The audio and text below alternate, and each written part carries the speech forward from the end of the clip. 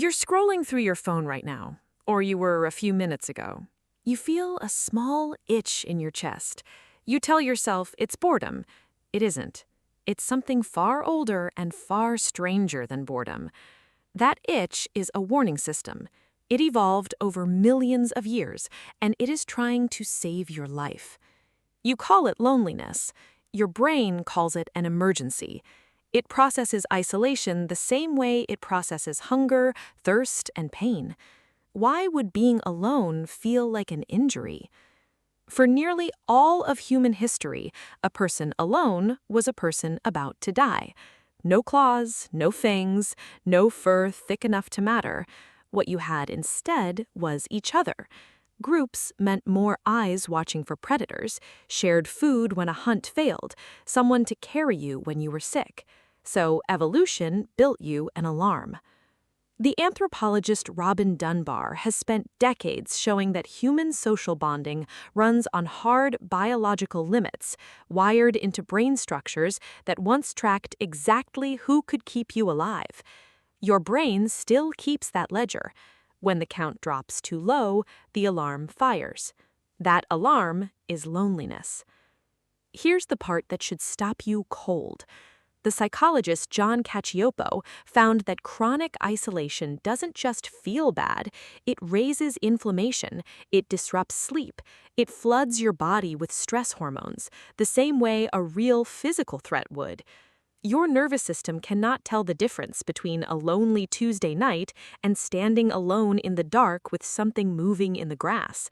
To your body, both are the same emergency. But why would a feeling need to be that severe? Because the stakes were never small.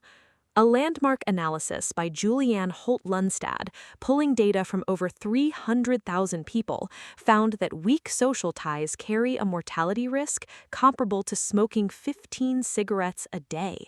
Isolation doesn't just feel dangerous, it is dangerous. Your body isn't overreacting, it's remembering. Picture your ancestors at the edge of a dying fire, alone with the cold and the dark beyond the firelight. That ache pulling them towards someone, anyone, wasn't weakness, it was a survival command, hardwired to override everything else. So why do you feel that same ache today, surrounded by more people than any human in history? Because the alarm was never built to count heads, it was built to detect connection, and it cannot always tell a crowded room from an empty cave. You live in the most densely populated era humans have ever known, and loneliness rates keep climbing anyway.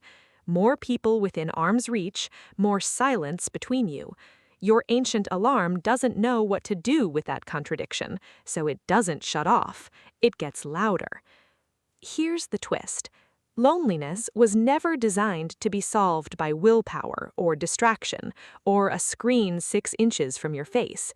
It was designed to be solved by exactly one thing: another person, present and real. So when that pull rises again tonight, that itch to check your phone one more time, ask what your brain is actually asking for. Not content, not noise. The same thing it's asked for since before fire, before language, before your species had a name.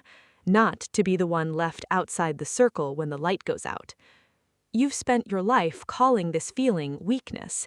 Look at it again. It's not a flaw, it's an instruction, passed down through every generation that survived long enough to pass it on.